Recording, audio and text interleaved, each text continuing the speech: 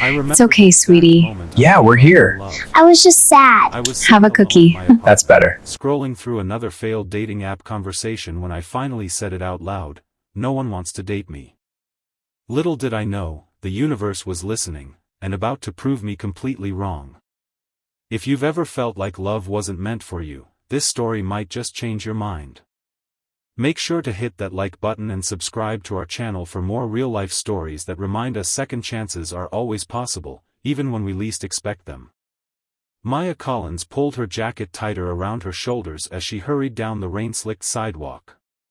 November in Seattle meant perpetual dampness, matching her mood perfectly these days. At 32, she'd built a successful career as an interior designer, had a small but loyal circle of friends, and had just purchased her first condo. By most standards, she was thriving, except in matters of the heart. Last night's conversation with her best friend Zoe still echoed in her mind. "You need to put yourself out there again," Zoe had insisted over wine. "It's been 2 years since Andrew." Maya had simply shaken her head. "I'm done putting myself out there. The dating apps are a nightmare.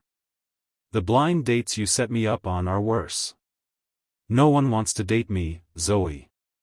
I'm making peace with that." The memory made her grimace as she pushed open the door to Wildflower Bakery, her Saturday morning ritual. The warmth and scent of fresh bread enveloped her, momentarily lifting her spirits. "The usual, Maya," called Diane from behind the counter. "Please. And maybe an extra chocolate croissant today. It's been that kind of week." As Maya waited for her order, her attention drifted to a commotion near the corner table. A man in his mid-30s was attempting to clean up what appeared to be a spectacular hot chocolate disaster while simultaneously comforting a small girl who looked about 6 years old. "I'm sorry, Daddy," the little girl sobbed. "I didn't mean to spill it." "Hey, it's okay, Lily," the man said gently. "Accidents happen. We'll clean it up together." Maya found herself moving toward them, napkins in hand. "Need some help?" The man looked up, revealing warm brown eyes and a grateful smile that made something flutter in Maya's chest, a sensation she hadn't felt in years. "That would be amazing, thank you," he said, taking the offered napkins. "I'm Ethan, by the way. And this is Lily. I'm Maya. And don't worry, Lily. I spill things all the time." The little girl's tears subsided as she looked up at Maya. "Really? Really? Just last week I knocked over an entire paint sample display at work. Blue everywhere." Lily giggled, and Maya felt an unexpected warmth spread through her. She helped them clean up, and somehow, 20 minutes later, she found herself sitting at their table, sharing her extra chocolate croissant with Lily while Ethan told her about his job as a high school history teacher. "Saturday mornings are our special time," Ethan explained. "After Lily's mom and I separated 3 years ago, I wanted to make sure we had traditions that were just ours." Maya nodded, noticing the absence of a wedding ring but the unmistakable presence of a devoted father. "That's really beautiful. What about you?" Ethan asked. "Is this bakery your tradition too?" "Every Saturday," Maya admitted. "Though usually with less excitement." "We made it exciting," Lily declared proudly, chocolate smeared on her chin. Maya laughed, surprising herself. When was the last time she'd laughed so easily with strangers? As they parted ways, Ethan hesitated. "This might be forward, but would you like to exchange numbers? Maybe we could get coffee sometime, or something." Maya felt the familiar wall rising inside her, the protection she'd built after too many disappointments. But something about Ethan's genuine smile and Lily's chocolate-covered grin made her pause. "I'd like that," she heard herself say. That evening, Maya paced her living room, phone in hand, overthinking the simple text Ethan had sent asking if she'd like to meet for coffee the following weekend. Her thumb hovered over the reply button. "This is ridiculous," she muttered to herself. "He's probably just being nice. A single dad with a young daughter doesn't need my baggage." Her phone rang, startling her. Zoe's name flashed on the screen. "You won't believe what happened today," Maya said without preamble. "Tell me everything," Zoe demanded. After recounting her bakery encounter, Maya sighed. "But I'm probably overthinking it. He's just being friendly." "Maya Collins, if you don't text that man back right now, I will personally come over there and do it myself." "But." "No buts. When was the last time you met someone who made you smile like this? I can hear it in your voice." Maya stared at her phone after hanging up. With a deep breath, she typed, "Coffee sounds great. Sunday at 2? The response came almost immediately, "Perfect. Looking forward to it." Sunday arrived with Maya changing outfits 4 times before settling on jeans and a soft blue sweater that Zoe always said brought out her eyes. "It's just coffee," she reminded her reflection. "Don't make this into something it's not." The coffee shop was quieter than the bakery, tucked away on a side street with mismatched furniture and local art on the walls. Ethan was already there, waving from a corner table. "No Lily today?" Maya asked as she sat down. "She's with her mom this afternoon." He smiled. "I hope that's okay. I thought it might be nice to talk without cleaning up hot chocolate spills." "Definitely okay." Maya wrapped her hands around her mug. "Though she's absolutely adorable." "She's my world," Ethan said simply. "Everything changed when she was born. And then everything changed again when Sarah and I split up." Maya appreciated his honesty. "That must have been hard. The hardest thing I've ever done. But we're in a good place now. Co-parenting has its challenges, but Lily's happy, and that's what matters." Ethan leaned forward. "What about you? What does Maya do when she's not rescuing clumsy fathers and daughters at bakeries?" Maya found herself opening up about her work, her passion for transforming spaces, even her recent promotion. Conversation flowed easily between them, minutes stretching into hours as they discovered shared interests in hiking, old movies, and terrible reality TV shows they both watched, ironically. "I should probably confess something," Ethan said as they finally prepared to leave. "I've been coming to that bakery every Saturday for months hoping to run into you again." Maya stared at him. "What?" "I saw you there once, about 2 months ago. You were helping an elderly woman to her car with her bags, and something about your smile just stuck with me. But I never worked up the courage to say hello." He ran a hand through his hair. "Then Lily's hot chocolate disaster happened, and suddenly you were there. That's... I don't know what to say." "You don't have to say anything. I just wanted to be honest. And to ask if you'd like to have dinner with me next weekend?" Maya felt a familiar fear rising, the fear of hoping, of believing someone could genuinely be interested in her. Ethan should be honest too. "I'm not great at this. Dating, I mean. I've had some pretty spectacular failures." "Join the club," he said with a gentle smile. "My last date showed up, took one look at my phone background of Lily, and suddenly remembered a dental emergency." Despite herself, Maya laughed. "That's awful." "It was actually pretty clarifying. Anyone who sees my daughter as a deal-breaker isn't someone I want in my life anyway." He shrugged. "I'm not looking for perfection, Maya. Just someone real who might want to see where this goes." Something in his straightforward approach disarmed her. "Dinner sounds nice." The following weeks brought a series of careful steps into each other's lives. Dinner turned into movie nights, weekend hikes, and eventually, meeting Lily again for an afternoon at the Children's Museum. Maya discovered that dating a single parent came with unique challenges: cancelled plans when Lily got sick, conversations interrupted by urgent calls about forgotten school projects, but also unexpected joys. "She asked about you again," Ethan mentioned one evening as they walked along the waterfront. "Wanted to know when Miss Maya with the pretty laugh was coming over next." Maya felt a twist of emotion. "She said that?" She did. No pressure though, he added quickly. I know it's a lot, caring about a child who isn't yours. I understand if you need to take things slow.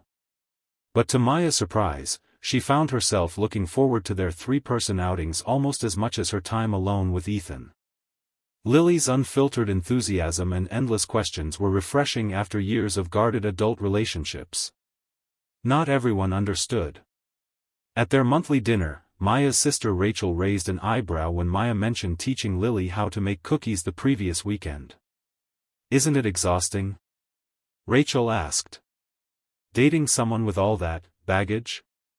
Lily isn't baggage, Maya responded, surprised by her own defensiveness. She's a little person with thoughts and feelings and the ability to make up songs about dinosaurs wearing pajamas. Rachel held up her hands in surrender. I just worry you're signing up for more than you bargained for. Remember how you always said you wanted someone who could spontaneously travel or stay out late?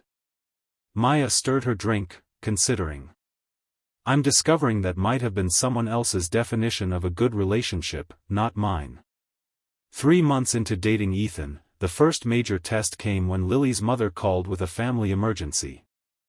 I need to take Lily for the whole week, including my weekend, Ethan explained, distress evident in his voice. Sarah's father is in the hospital, and I need to step up. Of course, Maya assured him. Family comes first. Is there anything I can do? Actually, yes, he said hesitantly. I promised Lily we'd go to the science center this weekend. It's their dinosaur exhibit, and she's been talking about it for weeks. Would you consider taking her? She specifically asked for you. Maya felt a flutter of panic. Alone? Without you? I completely understand if it's too much. Sarah can take her another time, or... No, I'll do it, Maya found herself saying. If Sarah's comfortable with it, I'd be happy to. That Saturday, Maya found herself holding the hand of an excitable 6-year-old as they explored prehistoric worlds. She watched Lily's face light up with wonder at the towering dinosaur skeletons, answered countless questions with, "That's a great question, let's read the sign together," and felt something shift inside her chest when Lily slipped her small hand into Maya's and said, "I'm glad Daddy found you." When she dropped Lily off with her mother later that day, Sarah studied Maya with thoughtful eyes. She hasn't stopped talking about you, you know. Ethan's been different too. Happier. Maya didn't know how to respond to that, but Sarah just smiled. It's a good thing. He deserves someone who sees both him and Lily. That night, Maya stared at her ceiling, unable to sleep. She was falling for not just Ethan, but his daughter too. The realization terrified her. Loving two people meant twice the vulnerability, twice the potential for heartbreak. The next morning, she called Zoe in a panic. I think I'm in too deep. Isn't that the point of relationships? Zoe asked. To go deep? But what if it doesn't work out? I'm not just risking my heart here. There's a child involved. Maya, Zoe said gently, you've spent years building walls because you're afraid of getting hurt again. But those same walls have kept all the good stuff out too. 6 months into their relationship, on a rainy April evening with Lily at her mother's, Ethan cooked dinner at his modest house while Maya set the table. Domesticity felt strangely natural between them, and she caught herself imagining more evenings like this, stretching into years. Penny for your thoughts? Ethan asked, catching her distant expression. I was just thinking about how different this is from what I expected, Maya admitted. 6 months ago I told Zoe that no one wanted to date me. That I was done trying. Ethan turned from the stove to look at her. What made you feel that way? Maya hesitated, then decided on honesty. A pattern of people leaving when things got real. My ex before you, he said I was too intense. That I wanted too much. Before him, there was a string of first dates that never became seconds. Eventually, you start to think maybe the problem is you.